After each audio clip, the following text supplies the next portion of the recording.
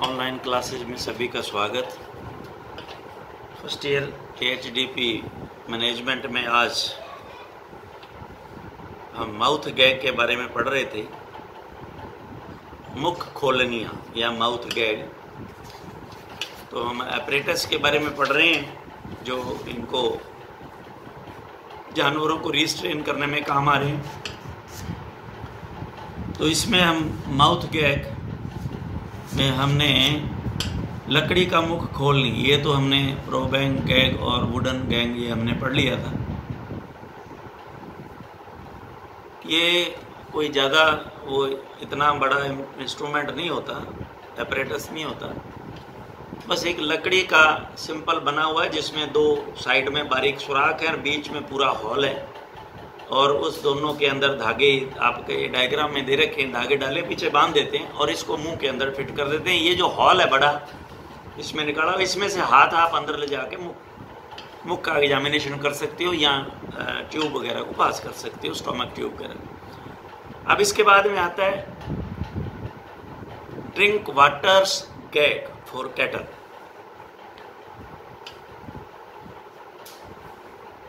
ये भी यहाँ पर मैं समझता हूँ शायद है, उपलब्ध तो है। इसमें मैं देखता हूँ अगर आपको, लेकिन इसमें डायग्राम तो दे रखा है। यस, ये बड़ा डायग्राम,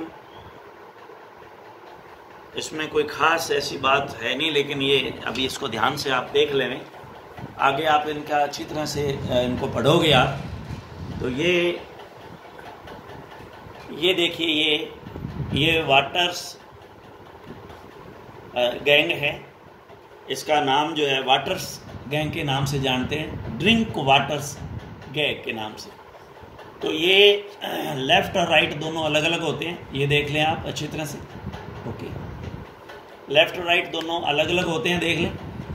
ये राइट साइड में ही लगेगा और ये लेफ़्ट साइड में लगेगा।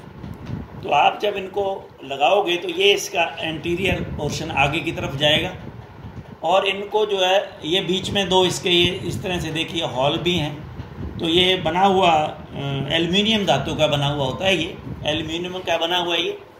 ये आप यहाँ पे इसको देखोगे भी है, लैब में पड़ा हुआ ये हमारे पास। तो ये एक डिवाइस है जो मुंह में लगाने के बाद में आप वो सारी प्रक्रिया कर सकते हो, जानवर के लिए उसका मुंह रिस्ट्रेन कर सकते हो, आप काबू कर सकते हो। तो इसके अंदर इन्होंने जो लिखा है वो अपने पढ़ते हैं, देखते हैं क्या कहते हैं। ये गैग एल्युमिनियम धातु का बना होता है। इसमें खांचे बनी होती है जिसमें दांतों को व्यवस्थित कर देते हैं, विशेषकर चीक टीथ को। ये दोनों तरफ अर्थात दाईं में बाईं तरफ के अलग अलग होते हैं, तो ज़्यादातर एक तरफ के माउथ गैग से ही काम चल जाता है।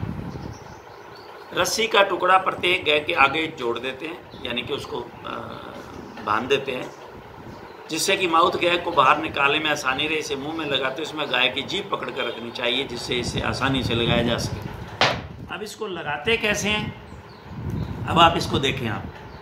मैं आपको इसको लगाने का भी तरीका बताता हूँ। देखिए, ये राइट हो गया आपका, ये लेफ़्ट हो गया, आपको लेफ़्ट दिखेगा। ये राइट है मेरा, ये इधर लेफ़्ट है।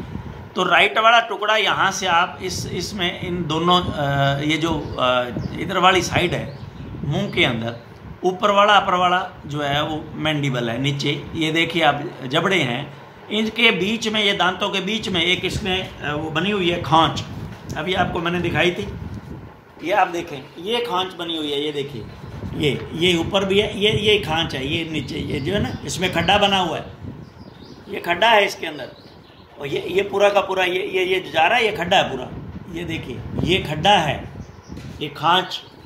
तो ये खांच जो है, ये ऊपर वाली और नीचे वाली जाड़ के जो है, जब आप इसको यूं अंदर लगाएंगे तो ऊपर वाली खांच तो ऊपर वाली जाड़ों और दांतों को में फिट हो, ये उसमें फिट हो जाएंगे खांच में, और जो हमारे पास नीचे वाले हैं वो नीचे वाली खांच में फिट हो जाएंगे। तो ये इस तरह से ये कार्य करता है। और एक ही तरफ लगा लेते हैं तो मुंह बंद नहीं होता, तो सिंपल से एक से भी काम चल जाता है। तो ये इसमें जो है विशेष बात थी। वाटर्स गैंग, वाटर्स गैंग के नाम से इसको जानते हैं, ड्रिंक वाटर्स के नाम से भी जानते हैं।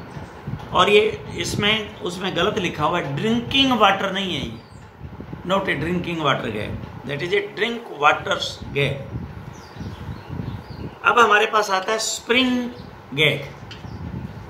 स्प्रिंग गैग ये भी आप इसको पहले देख लें और फिर इसके बाद में वर्णन अपने कर लेंगे। ये भी इसका भी डायग्राम है। ये ज़्यादातर जो है वो डॉग में इस्तेमाल किया जाता है, कुत्तों में।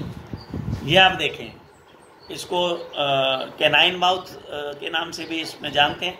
तो ये देखिए, इसके बीच में ये स्प्रिंग लगा हुआ है।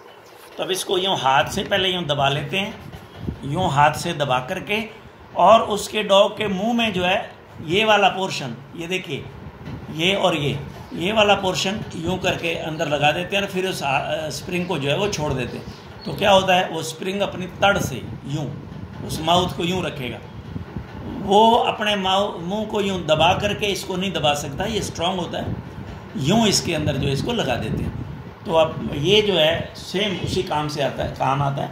और इसके अंदर, इसमें भी हम इसको ज़रा देखते हैं, ये इसमें क्या जो है कहते हैं, ये माउथ गैग ज़्यादातर कुत्तों के काम में लिया जाता था। तो इसमें दो भुजाएं होती हैं जो धातु की बनी हैं, जिन पर रबड़ के पैड लगे होते हैं, जिससे दांतों से शिकराइन को चोट नहीं लगती। दोनों भुजाओं के बीच स्प्रिंग लगी होती है जो मुंह को खोल के रखती है। ये मैंने आपको डायग्राम भी इसका जो है वो बता दिया। और ये इस तरह से इसमें लगाते हैं, जिस पोर्शन को लगाते हैं वहाँ आपने देखा हुआ है, ये रबड़ की जो है वो, ये रबड़ के पैड, ये देखिए, ये रबड़ है, ये इस पर लगे हुए, ताकि ये जब अपने ये मुंह के अंदर उसके लगाएंगे तो ऊपर वाले नीचे वाले दांतों को कोई प्रॉब्लम नहीं हो, या जबाड़े में कोई प्रॉब्लम नहीं हो, गम्स को कोई प्रॉब्लम नहीं हो। तो ये कहना ये चाह रहे। अब नेक्स्ट वन ये लिंटन्स गैग। लिंटन्स गैग, यह माउथ गैग भेड़ों के काम में लिया जाता है। यह वजन में हल्का होता है तथा इसे भेड़ के सिर के पीछे आसानी से बांध कर व्यवस्थित कर सकते हैं। इसमें भी सेम उसी तरह से जैसे लकड़ी का माउथ गैग है, उसी तरह से इसमें भी रस्सी या बेल्ट होती है, जिसको भेड़ के पीछे जो है वो बांध देते हैं, इसको मुंह में लगा देते हैं। भेड़ के सिर पीछे आसानी से बांध कर व्यवस्थित करते हैं। इसकी भुजाओं पर भी रबड़ के पैड लगे हुए होते हैं, जिससे भेड़ के दांतों में मसूड़ों को चोट नहीं पहुंचती। तो ये सेम, तो ये आज हमने माउथ गैग के बारे में जानकारी पूरी कर ली। अभी और बहुत से हैं, क्योंकि ये तो कैटल और उसके लिए ही है अभी तक आया हमारे पास, क्योंकि अभी तो हम पढ़ेंगे वो जो घोड़े के काम में आने वाले हैं, वो भी आगे अगर दिए होंगे, तो नहीं तो आप सेकेंड ईयर में पढ़ोगे इसको सारे को। चलिए खैर, सर्जरी में आप इसको देखोगे। अब पशुओं के पास जाते समय रखी जाने वाली सामान्य सावधानियां, जनरल प्रिकॉशंस। क्या पशु के पास जब आप जाएंगे तो कौन सी आपने सावधानी रखनी है, और ये एक वेटनेरियन के लिए या आमतौर से तो सभी के लिए है, जो हॉस्पिटल में सभी जो काम करते हैं वेटनरी हॉस्पिटल में सभी के लिए है, चाहे वो सहीस है, चाहे वो वाटरमैन है, चाहे वो स्वीपर है, चाहे वो LSA है, और चाहे वो वेटरनरी ऑफिसर है, कोई भी हो चाहे, ऐसा नहीं है कि किसी एक के लिए ज़रूरी है ये। किसी भी पशु के पास जाते समय कुछ बातों का ध्यान रखना, जिसमें हमें किसी प्रकार की चोट न लगे तथा हमारा उद्देश्य भी पूर्ण हो जाए, ये सावधानियां नियमन। कुछ लोगों ने सावधानियां नहीं रखी तो उन्होंने जो है वो परेशानियां झेली है। आपको मैं ये बता दूं, पशु के पास जाने से पहले हमारे यहाँ पे, जिनको मैं जानता हूँ, कुछ LSA जो प्रॉब्लम से घिरे। तो पहला केस मैंने देखा कि हमारे यहाँ LSA भैंस के पास जो है वो गया और भैंस की जो है पूंछ काटी हुई थी, डॉक्ट थी, और सिर्फ छोटी सी पूंछ उसकी रह गई थी। और आपको पता है कि छोटी जो पूंछ जितनी छोटी हो जाएगी उसमें उतनी ही बड़ी ताकत हो जाती है, ये ध्यान रखना। वो नज़दीक गया, ध्यान उसने रखा नहीं, और उसने पूंछ जो है यूं घुमा के पूंछ को जैसे भैंस ने मारा, वो जो है इतनी पावरफुल थी कि वो इसके यहाँ आंख पे यहाँ लग गई, यहाँ, और ये आई बाल खत्म हो गई। सिंपल, कुछ भी नहीं है, लंबी चौड़ी कहानी नहीं थी। वेरी इंपॉर्टेंट, ये बातें ध्यान में रखने वाली है। किक का ध्यान रखना। अब कई लोग गलती ये कर जाते हैं कि गाय जो है, जब गाय को हम बांध लेते हैं या इस तरह से बांधते हैं, आम गांव में पता है क्या करेंगे, आपको कह देंगे कि न्याणो लगा दियो डॉक्टर साहब, अब जो है आप इसके टीका लगा दो। कभी भी पास में मत जाना, न्याणा लगाया हुआ है तो भी कभी पास में मत जाना। ये मैंने केस देखे हुए हैं, ध्यान रखना। गाय भी घोड़ी की तरह दोनों टांगें पीछे वाली इकट्ठी मारती है, गलतफहमी में मत रह जाना। चाहे बुक कुछ भी कहे, ये प्रैक्टिकल मेरा देखा हुआ है, दोनों पैर मारती है उठा के। न्याणा लगवाने के बाद में उसको, अगर आप कहीं बाहर हैं तो आप जो है उसके चारों तरफ से पेटी जो लगाते हैं, जिसको कहते हैं पेटी लगा दे भैया, वो जरूर लगवा लेना, ये ध्यान रखना। Be careful regarding this matter. मैं आपको फिर बार बार कहता हूँ ये, क्योंकि और वो जो दोनों टांगें जोड़ के मारेगी, घोड़ी से तो आप सावधान रहते हो कि घोड़ी पीछे दोनों भी मार सकती है, घोड़ी से बचते हो, लेकिन गाय से नहीं बचता कोई, लेकिन गाय भी मारती है, ये ध्यान रखना। हर एक पशु के पास जाने से पहले वो ऑनर आपको कहेगा, नहीं साहब ये तो कुछ भी नहीं, ये तो बड़ी डोसाइल है, ये तो मैं कहूँ हल्ला ही को नहीं, लेकिन आपने कहीं उसकी एक नहीं सुननी। ये जो मेरी बातें हैं आपने इसको उतार लेना हृदय, अगर बचना है तो, वरना फिर उसके बाद में उसके पास, ऑनर के पास कुछ नहीं है, और आपकी मजाक बनेगी और लोग आपको कहेंगे भी उसको तो समझ नहीं थी, थे तो डॉक्टर जी अक्ल रखा। ये बातें आएंगी आपके सामने। तो ये be careful regarding this matter, ये बड़ा इंपॉर्टेंट टॉपिक है वेटनेरियन के लिए। सबसे पहली व सबसे महत्वपूर्ण बात यह है कि पशुपालक को पशु के स्वभाव के बारे में अवश्य पूछ लेना चाहिए, इसके पश्चात ही पशु के पास जाना चाहिए। गलत बात, मैं इसको यहीं से ही नकारता हूँ। वो तो कहेगा कि मेरे जानवर पशु जैसा तो कोई पशु है ही नहीं, क्योंकि वो रोज उसके पास जाता है, उसको क्यों मारेगा वो, लेकिन आपको पास जाते ही आपके लात फटकारेगा वो, ध्यान रखना। उससे मत पूछना, लेकिन ये तो इन्होंने कहा है कि भाई चलिए नॉलेज ले लेना थोड़ा सा। हाँ, इस बात से आपको ये फ़ायदा ज़रूर हो जाएगा कि कभी कोई अननोन आदमी उसके पास गया हो तो कैसा बिहेव किया उसने भी जानवर, ये आपके बेनिफिट हो जाएगा कि उससे ये पूछ ले, अगर उसको पता हो तो, जनरली पता नहीं होता। पशु के समीप जाते वक्त अपने हाथों में कोई डंडा या लकड़ी नहीं ले जानी चाहिए, क्योंकि इससे पशु डर जाता है।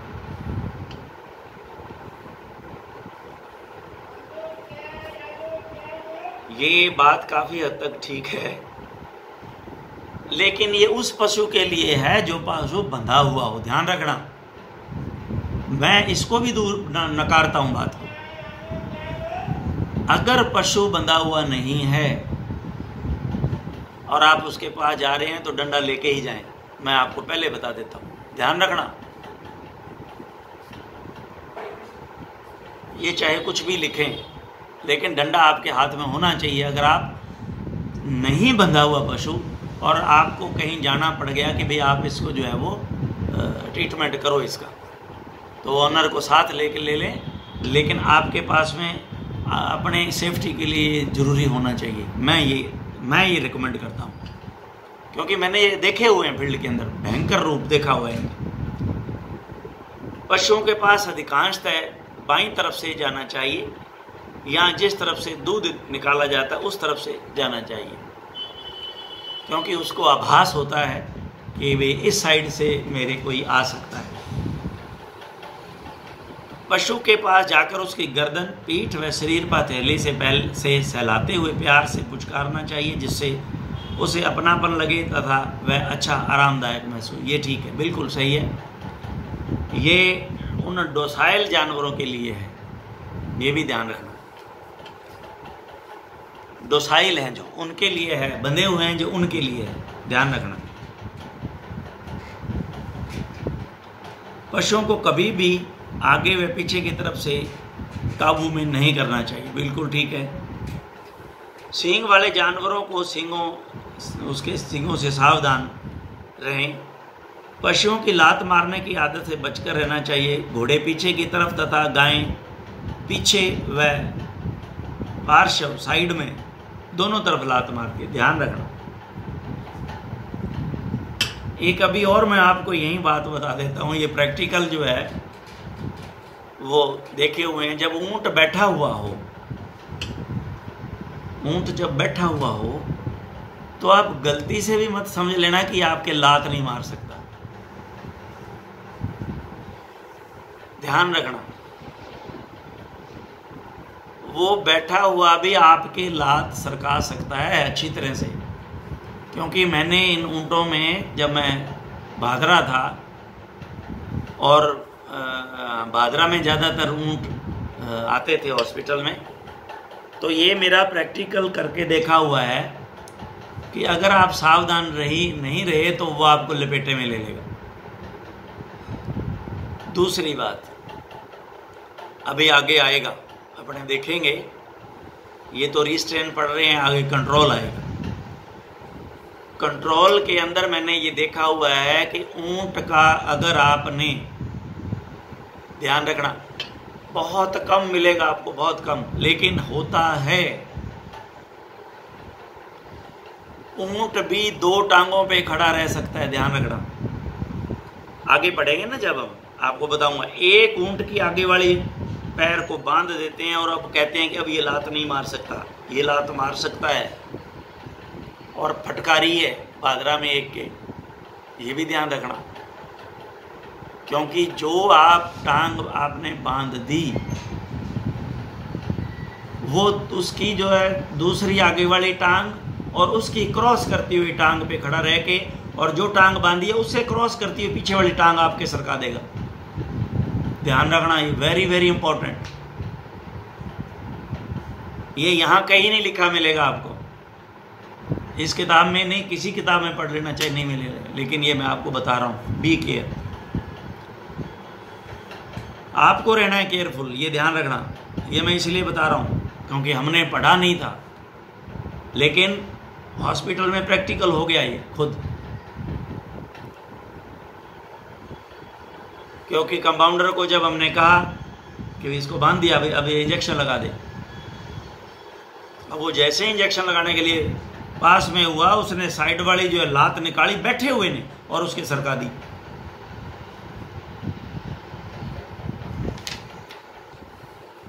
उसके बाद जब भी ऊंट को मैं काबू करता तो बैठाने के बाद में आगे वाले पैर, आगे बताएंगे आपको कैसे उसको कंट्रोल करते हैं। आगे वाले पैरों को बांधना बैठे हुए को गर्दन के ऊपर से, और पीछे वाले पैरों को दोनों को बांधना जो है पीछे वाला जो आसन होता है उसके ऊपर से रस्सी लगा करके।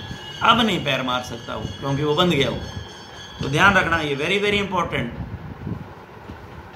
आपकी जानकारी के लिए ये इंपॉर्टेंट चीज़ें हैं। कहीं ना कहीं मार खा गए और एक बार आपके कोई लात लग गई तो आपका 1 महीना गया, और कहीं उक चुक जगह पे लग गई तो आप गए, ये भी ध्यान रखना।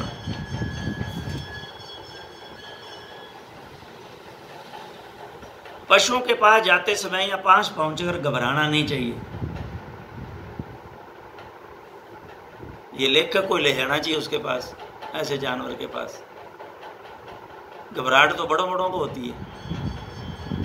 जब जानवर के पास जाना होता है, अगर उसको कंट्रोल ढंग से नहीं किया हुआ, रिस्ट्रेन नहीं किया हुआ, तो बड़ों बड़ों को भय आता है। लेकिन फिर भी पेशा है, इसलिए ये ठीक कह रहा है। पशुओं के काट खाने की आदत से भी सावधान रहना जरूरी है। पशुओं को काबू करते समय रिस्ट्रेनर, जो काबू करने वाला है, को उत्तेजना या ज़्यादा जोश नहीं दिखाना चाहिए। रिस्ट्रेनर को हमेशा इच्छा शक्ति व धैर्य रखना चाहिए। वह उसे पशुओं को काबू में करने के अलग अलग तरीके पता होने चाहिए, जिससे एक तरीके के विफल होने पर वह दूसरा तरीका काम में ले सके। बहुत ज़रूरी है ये।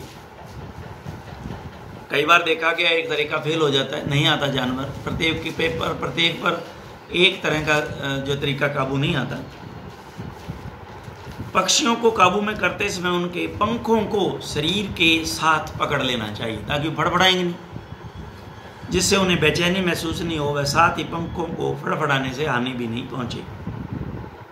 पशुओं को काबू में करने का कोई भी एक ऐसा सामान्य तरीका नहीं है जो सभी द्वारा काम में लिया जा सके तथा सभी पशुओं को काबू में कर सकने के साथ ही एक समान परिणाम प्रस्तुत करे। ऐसा कोई तरीका इजाद नहीं हुआ। तो ये हमने पशुओं